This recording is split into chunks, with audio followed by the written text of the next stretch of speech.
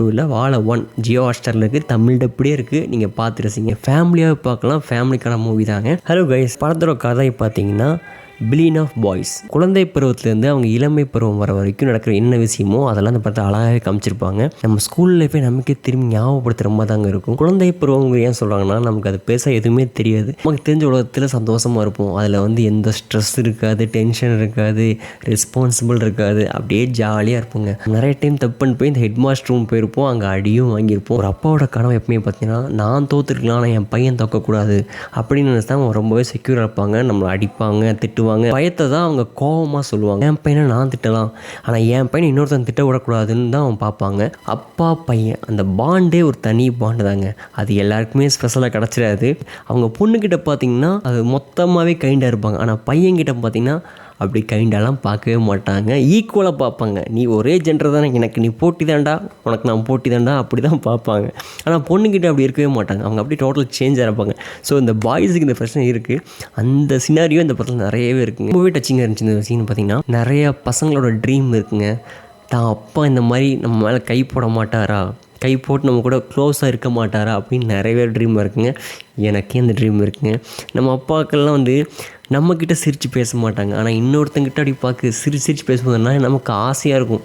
நம்மக்கிட்ட நம்ம அப்படி பேச மாட்டாங்களா, நம்மளும் பையன் தானே அப்படின்னு பார்ப்போம். ஆனால் அவங்களோட விஷயம் என்னென்னா, நம்ம பையன்கிட்ட சிரித்து பேசினா அட்வான்டேஜ் எடுத்துப்பானோ, நம்ம மதிக்க மாட்டானோ அப்படின்னு அவங்களையும் நினச்சி தான் பையன்கிட்ட மட்டும் ஒரு கோபமாகவும் அதிகாரமாகவும் இருப்பாங்க. அப்போ தான் பையன் நம்ம கண்ட்ரோலில் இருப்பான் அப்படின்னு நினச்சி. அப்படிலாம் இல்லைங்க. அதாவது மதிப்பு, இந்த அதிகாரங்கிறது அது ஒரு ஏஜ் வரைக்கும் தாங்க. அந்த அதிகாரமும் சரி, இந்த ஆளுமையும் சரி, அவங்க வளர என்னென்னா அதுவுமே காணாமல் போயிடும். ஆனால் அன்பு வயசு வித்தியாசமே கிடையாது. சின்ன பையனாலும் சரி, பெரிய ஆளுனாலும் சரி, அந்த அன்பு கொடுக்கும்போதுன்னா அவங்க அதை மதிப்பாங்க. அது ஒரே மாதிரி தான் பார்ப்பாங்க. ஏஜ் அங்கே கணக்கில். ஆனால் அந்த அதிகாரங்கிறதுலாம் பார்த்திங்கன்னா ஒரு ஏஜ் வரைக்கும் தாங்க. அந்த அதிகாரம்லாம் காணாமல் போயிடும். அதனால் அந்த தப்பு வந்து நிறைய பேரண்ட்ஸ் பண்ணுறாங்க. அது வேண்டாம், அது தேவையில்லை.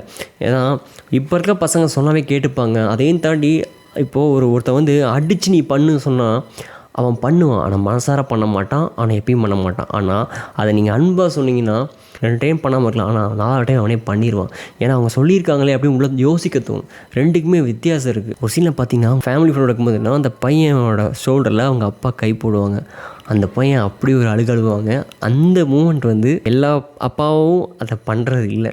அந்த மாதிரி அவங்க எதார்த்தமாக பண்ணும்போது என்னன்னா அது அவங்களுக்கு அவ்வளோ ஒரு ப்ரௌடாக இருக்கும். சொல்ல வார்த்தை இல்லை. ஆக்சுவலாக அந்த மூமெண்ட் எனக்கே இருக்குது. என்ன வந்து எங்கள் அப்பா ஹக் பண்ணார். ஹக் பண்ணும்போது எனக்கு ஆச்சரியமாக இருந்துச்சு. எங்கள் அப்பா இப்படிலாம் பண்ண மாட்டேறேன்னு எனக்கு ஆக்சுவலாக கண்ணே கலங்குச்சு. ஆக்சுவலாக ஏன்னா அது நமக்கு கிடைக்காத மூமெண்ட்.